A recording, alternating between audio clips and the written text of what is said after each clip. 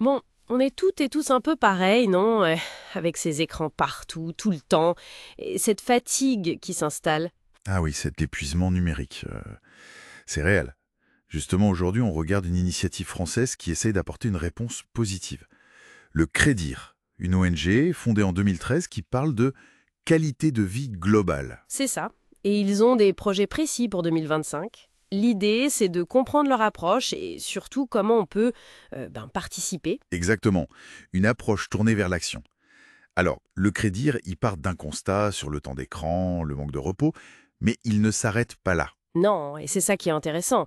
Ils appellent ça le cri rêve. C'est pas juste attention, danger, c'est aussi OK, qu'est-ce qu'on construit de beau et de sain, sans rejeter la technologie, hein. Ce cri rêve, j'aime bien l'idée. Et concrètement, pour 2025, ça donne quoi? Bah, il y a du concret, oui. Ils veulent acquérir un lieu, un espace pour la paix et la qualité de vie globale à Kaisersberg. Un symbole fort. Ah oui, à côté de la maison d'Albert Schweitzer, j'ai lu ça. Voilà.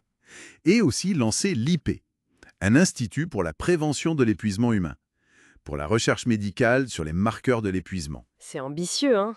Et c'est là qu'intervient l'appel à mobilisation, j'imagine. Pour que ça reste pas juste un rêve. Tout à fait.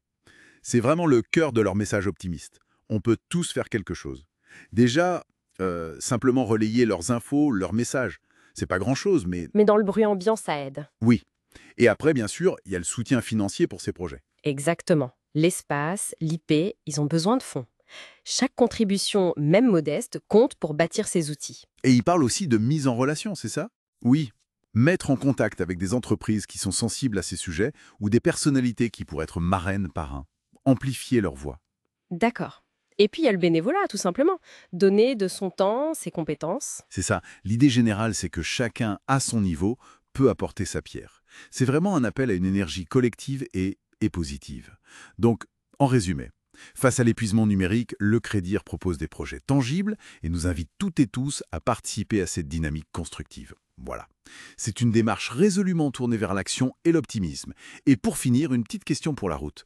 On parle beaucoup de déconnexion individuelle, c'est important, oui, mais est-ce que notre engagement dans des projets collectifs comme cela, ce ne serait pas ça aussi une clé majeure pour notre bien-être à l'ère numérique?